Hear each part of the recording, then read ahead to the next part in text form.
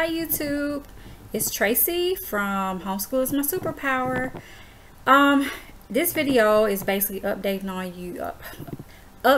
you on what's going on in my life right now. So my background is different because we moved and we finally closed on our house. We finally moved in. We've been here for a month. I'm in my bedroom actually. Had to sneak away from the kids, but it's been going well. I'm so excited, and it's such a great change for us. The neighborhood, the area, everything is so wonderful. It's exactly what I dreamed of, and it's a dream come true. I'm just very thankful that God brought us here and he took us through the process, even though during the process it seemed so hard and I didn't understand why it wasn't working out for us. And now I understand perfectly why the other houses didn't work out, because this is the house that I could see myself in, picture my family in. So I'm just so excited about it, and I'm thankful. Homeschooling kind of was put on hold a little while. We were almost done anyway, but I kind of put it on hold just so that we could get moved in and things like that. And pretty much I'm still trying to figure things out, like where we're gonna do school and what rooms to do stuff in. So it's a experience, like a growing experience, and also just to get organized and things like that. I've been still unpacking boxes here and there, so it's taking me a while, but I'm not trying to rush it because we have time. I was thankful that we moved right before school was out, because I don't think I could have handled moving and trying to teach everything and get everything ready for the standardized testing and all of that along with moving. That would have been way too much. Speaking of standardized testing, we also just completed standardized testing. We did the PASS test this year from the Hewitt homeschooling resources, and it went well. I was actually terrified of this test. I felt like this test would highlight my failures, that if I didn't do what I was supposed to do all year, this test was going to tell on me, and I was scared to death. But when the test arrived, I was so relieved to see that he's like so past most of those levels that I was just shocked. He actually, when he took the placement test for it, on that test you actually have to take a placement test so that they can place your child or you can test them on the right level for them. So third grade is not just third grade testing. They have third grade level this, third grade level that. And once he got done with the placement testing, he like almost got a perfect score in each area that he basically skipped, like up to the 4th and 5th levels. Like he skipped 4 or 5 levels. So I was so happy about that, and he knew things that I didn't even think he knew. So it was just great. Like, you know, I'm looking at him while he's doing the Scantron and the test, and I'm just like, wow, I didn't even cover that, but he knew it, you know. So I was thankful for that. Pretty much my daughter also took a kindergarten assessment that I pretty much kind of put together, things that I think she needed to know for 1st grade to see where she was, and she did exceptionally well also. All in all, I would say we had a great, successful homeschooling year, doing it the traditional way. Will I do traditional again? I haven't made up my mind yet. To be perfectly honest, I'm a little torn. I don't know. I saw so many benefits in doing it on our own, but there were also some aspects of the online schools that I missed. For instance, the flexibility, I don't know, just finding things on my own, being able to piece things together. I love that aspect of it. You know, I didn't have to be accountable to anyone. I love that about traditional. But I missed having my lessons planned sometimes for me. I missed the walking around knowing that my child had everything that he needed to have to go to college for that year. Like, he met all state requirements, and I knew it because they had planned everything out.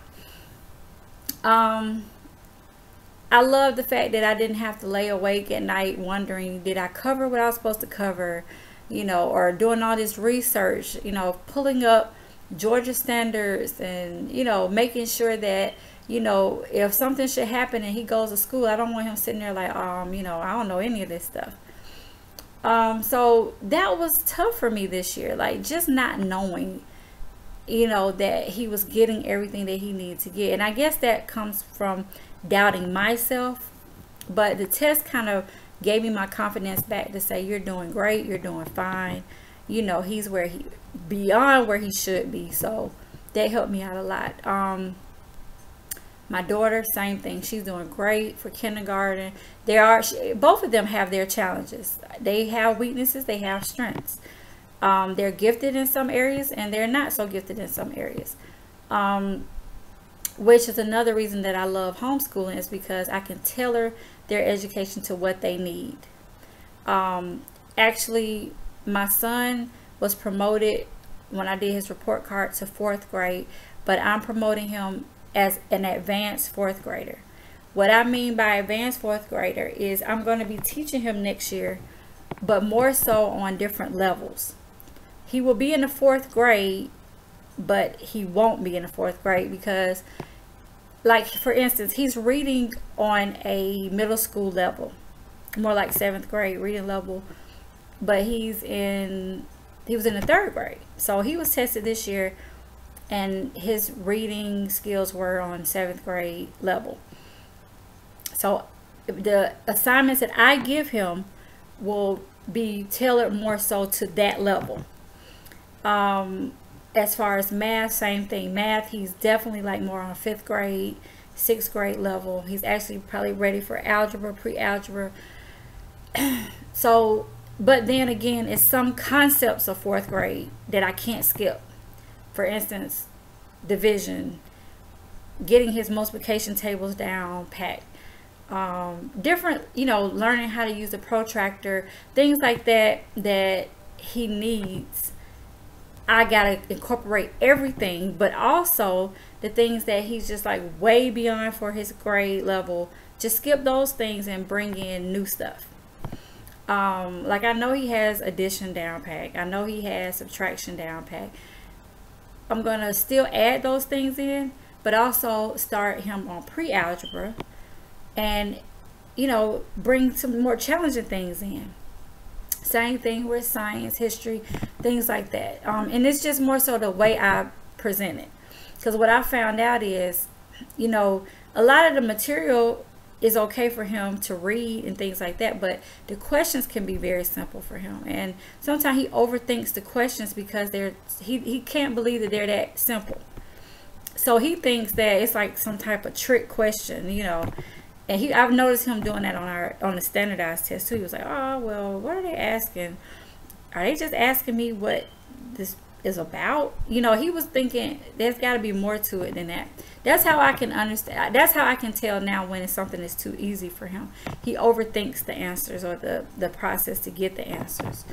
So a lot of that I can tailor to him. Same thing with my daughter. I promoted her to 1st grade, but in math, she's skipping beginning 1st grade and going straight to mid 1st grade math, because she's been adding, subtracting. She's been doing everything that they usually start doing at the beginning of 1st grade. She's got all that stuff down packed. So I'm going to start her with more of the mid 1st grade math, but also incorporate reviews with the beginning of the year math, just to make sure she still has it, but she's ready to grasp the next concepts after those, just to reinforce the skill but also bring in new skills. So basically they're doing well. They're both headed for the next grade level.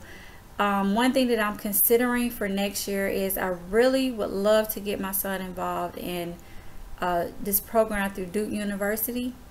And as soon as I get his test scores back, I will know for sure, because Duke only accepts 4th graders, and he actually has to be enrolled in 4th grade. So as soon as we do our letter of intent for 4th grade, or if he's enrolled in an online school, as soon as the first day of school starts, I'm going to apply to Duke University.